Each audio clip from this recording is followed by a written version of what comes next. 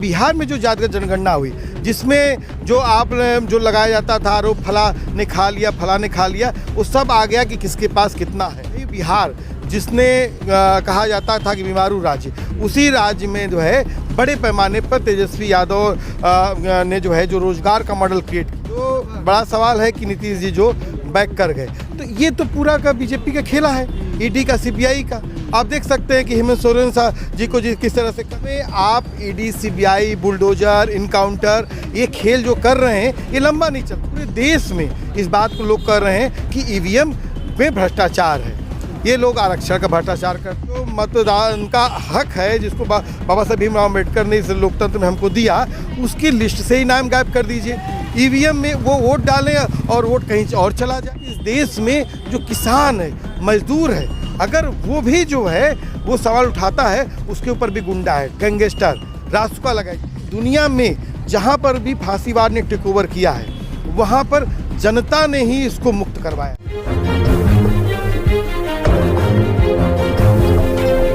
नमस्कार दोस्तों, national India news देख रहे हैं आप और मैं सुशील कुमार। इस वक्त मेरे साथ हैं राजीव यादव जी, जो एक क्रांतिकारी समाज सेवी हैं, सामाजिक मुद्दों पर बेबाकी से जो है अपनी राय रखते हैं। आज दिल्ली में आए हुए हैं सर, तो हमने सोचा सर से बात करें क्योंकि लोकसभा चुनाव भी करीब में है, उससे संबंधित और भी दूसरे मुद्दों पर हम बात करेंगे। सर, किस तरह से देख रहे हैं राजीव यादव जी, लोकसभा चुनाव करीब में, मौजूदा वक्त में जो मुद्दे हैं, क्या क्या अहम मुद्दे आपको लग रहे हैं और जिन पर चुनाव होना चाहिए? क्योंकि सरकार जो है ख़ासतौर से बीजेपी, वो तो राम राज और अपना फ्री का राशन, उन मुद्दों को जो है वो गिना रही है। देखिए, राम राज की जो बात कर रही है बीजेपी जो है, और आप देख सकते हैं 22 तारीख के बाद ही एक तरफ प्राण प्रतिष्ठा हो रही है और दूसरी तरफ जो है जननायक कर्पूरी ठाकुर जी को भारदंड दिया जाता है। मतलब साफ है कि इस देश में जो मान्यवर काशीराम जी ने जो बहुजन नैरेटिव लाया राजनीतिक रूप से, और उसको आइडियोलॉजिकल रूप से बाबा साहब अम्बेडकर ने जो उसको एक धार दिया था, आज बगैर उस नैरेटिव के, बगैर सोशल जस्टिस के आप बात नहीं कर सकते हैं।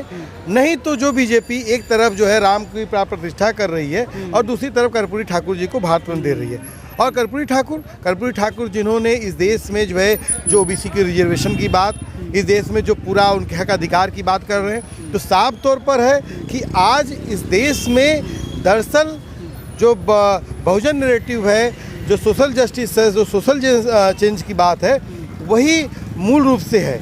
लेकिन इस बात में है कि इसमें भी बीजेपी जो है, जो जाति के जो नेता हैं, उनको जो है किसी को ईडी के नाम पर, किसी को सीबीआई के नाम पर, किसी को लालच के नाम पर अपने पास मिला लेती है और उसमें जो है वो ये छल कर रही है। ये जो बिहार में जातिगत जनगणना हुई, बिहार में जो भी ये राजनीतिक उलट पलट हुई, लेकिन आप उसके पहले देखिए कि बिहार में जो जातिगत जनगणना हुई जिसमें जो लगाया जाता था आरोप फला ने खा लिया वो सब आ गया कि किसके पास कितना है। और वही बिहार जिसने कहा जाता था कि बीमारू राज्य, उसी राज्य में जो है बड़े पैमाने पर तेजस्वी यादव ने जो है जो रोजगार का मॉडल क्रिएट किया। और साफ तौर पर मैं कह रहा हूँ कि तेजस्वी का इसमें बड़ा योगदान है। और नीतीश जी जो बड़ा सवाल है कि नीतीश जी जो बैक कर गए, तो ये तो पूरा का बीजेपी का खेला है, ईडी का सीबीआई का। आप देख सकते हैं कि हेमंत सोरेन जी को किस तरह से कर रहे हैं, तो मामला सवाल है। लेकिन इस देश में आप ईडी सीबीआई बुलडोजर इनकाउंटर ये खेल जो कर रहे हैं ये लंबा नहीं चल सकता है।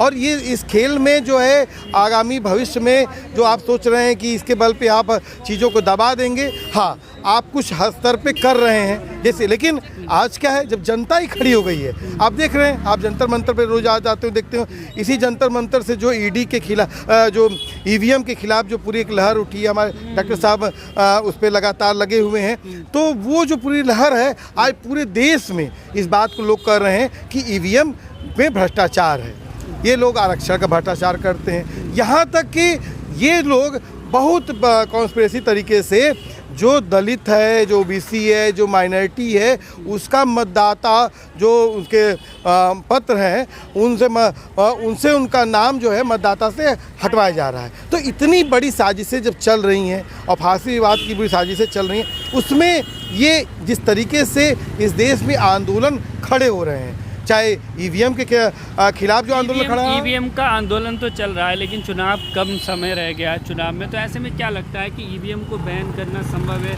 क्योंकि चुनाव आयोग आपके आरोपों को खारिज कर चुका है, वो लगातार जो है ये बात कह रहा है कि कोई गड़बड़ी नहीं हो सकती। देखिए, चुनाव आयोग की है, चुनाव आयोग कह रहा है इस देश में तो जो है 3 काले कानून बनाए गए थे ना, सदन ने बनाए थे ना, किसान खड़े हो गए ना, जा दिल्ली को घेर कर लिए ना। मोदी जी कहते थे कि नहीं हम वापस जाएंगे, नहीं वापस जाएंगे, हाँ ले लिया, कहा कि किसानों माफ़ कर दीजिए जो है। तो मामला है कि जनता की गोलबंदी सबसे बड़ा मामला, और ये देश जो हम लोग पाए हैं ये आंदोलनों के बल पे पाए हैं, और ये देश आंदोलनों की पैदाइश है। किसी राजनीतिक दल ने इसको जो है इस देश को आज़ाद नहीं कराया है, और ये आंदोलनों के बल पे ही देश बचेगा और आंदोलनों के बल पे बनेगा। और आप खुद देखिए कि किसी देश में जो है 2 अप्रैल 2018 को SC/ST एक्ट को जब जो है कमज़ोर करने का प्रयास किया गया, 13 नौजवान, हमारे दलित नौजवान शहीद हुए, बाद में उसको बैक हुए। 13 पॉइंट रोस्टर के सवाल पे देखिए बैक हुए ये। इसके बाद आपके यहाँ CNRC वाले पूरे सवाल को पूरे देश में शाहीन बाग बन गए, और किसान आंदोलन का जो पूरा नैरेटिव बना, और यह उसने इतनी ताकत दिया है कि मैं अपनी आजमगढ़ की एक बात बताऊं कि हमारे यहाँ कि मोदी जी, योगी जी का एक ड्रीम हो गया है कि ये लोग हवाई अड्डा हर जगह बना रहे हैं। वो हवाई अड्डा इसलिए बना रहे हैं कि अडानी अंबानी को हमारी जो कीमती ज़मीनें हैं वो दे दें। अब वहाँ पर जिस समय पूरे उत्तर प्रदेश में सांसदों, विधायकों के घर पे बुलडोजर चल रहा था, बड़े बड़े लोग जो है लोग भाग खड़े हो रहे थे, उस समय पिछली 12 अक्टूबर से जो है वहाँ जनता बैठ गई और महिलाएं बैठ गई, और उसमें बड़ी पैमाने पर लगभग 60 to 80% महिलाएं दलित OBC हैं, और वो बैठ गई। और वो प्रोजेक्ट 4,500 घरों पर योगी सरकार बुलडोजर चलवाना चाहती थी। क्यों? क्योंकि उनका एक सपना था कि वहाँ हवाई जहाज, लेकिन जनता ने कहा हमारा सपना नहीं है, ये जो विकास है इससे हमारा क्या विकास होगा। और आज वो इंटरनेशनल जो एयरपोर्ट का प्रोजेक्ट है वो रुक गया, इसे 9 इंडस्ट्रियल कॉरिडोर रुक गए। तो मामला इस बात का है कि ये जितना दमन कर रहे हैं उस दमन का उसका जवाब भी मिल रहा है, और साफ तौर पर है जो एक पूरा माहौल बना रहा है। आप जाके देखिए गांव में ये सब जो झंडे शहरों में आपको दिख रहे हैं, इस तरह रामराज का माहौल बनाने की बात कही जा रही है। 22 तारीख का आपने कार्यक्रम देखा, इतना बड़ा कार्यक्रम हुआ, तो उसका क्या असर देख रहे हैं आप चुनाव में जो है बीजेपी को क्या? भाई ये तो पूरा पॉलिटिकल कार्यक्रम था। ये लोग झंडा, फोटो, अक्षत जा करके घर घर देते थे, हैं? अब वहाँ पर इन्होंने शहरों में आप गांव में थोड़ा सा हट के चले जाइए, गांव में कोई इस तरह का आपको चीज़ें नहीं है, उनके अपने सवाल हैं। हाँ, अब इस बात को लेकर है कि जब आप उनका जो मतदान, उनका हक है जिसको बाबा साहब भीमराव अम्बेडकर ने इस लोकतंत्र में हमको दिया, उसकी लिस्ट से ही नाम गायब कर दीजिए। ईवीएम में वो वोट डालें और वोट कहीं और चला जाए, तो आप कहेंगे कि नहीं आपके साथ है। और कैसे साथ रहेगा वो आदमी जो ये आम धारणा हो गई। आप जाके पूछिए ना, लोग कह रहे हैं कि 5 किलो अनाज पे जो है जो किया जा रहा है, मजबूर हैं लोग लेने के लिए। और सब लोग जान रहे हैं कि ये 80 करोड़ लोग इस देश में 5 किलो अनाज पे खाने को मजबूर है। मतलब कि यहाँ पर क्राइसिस है। सरकार तो अपनी बड़ी उपलब्धि गिना रही है कि देखिए इतने बड़े पैमाने पर लोगों को हम राशन दे रहे हैं।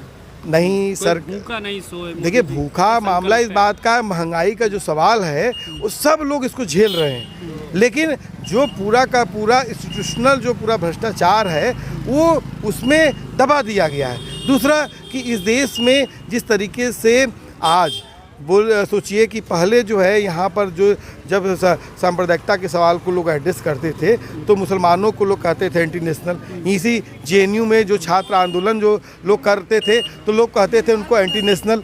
लेकिन आज इस देश में जो किसान है, मजदूर है, अगर वो भी जो है वो सवाल उठाता है, उसके ऊपर भी गुंडागर्दी, गैंगस्टर, रासुका लगाई जाती है।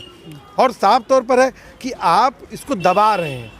अगर योगी जी कहते हैं कि अपराधी छोड़ करके प्रदेश चले गए, तो आपके यहाँ हर दिन गुंडा एक्ट क्यों दर्ज हो, लोग नामित हो रहे हैं, गैंगस्टर नामित हो रहे हैं। और साफ तौर पर है कि आज आगामी इलेक्शन के लिए ये ऐसे जो दलित OBC माइनॉरिटी तबके के लोग हैं उनके ऊपर गुंडा एक्ट, गैंगस्टर लगा के उनको जिला बदर कर रहे हैं। पिछले चुनाव में भी इन्होंने किया था, कई सीटों पे किया था, इसमें खुल करके आजम खान की सीट रामपुर पे आ गया था और अफजाल अंसारी की सीट जो है पे आ गया था कि इन लोगों ने रेड कार्ड इशू कर दिया था कि आपको जो है मतदान के दिन जो है आप छोड़ दीजिए या घर में रहिए। अरे भाई, मतदान हमारा अधिकार है। SC/ST OBC को टारगेट कर रही है सरकार।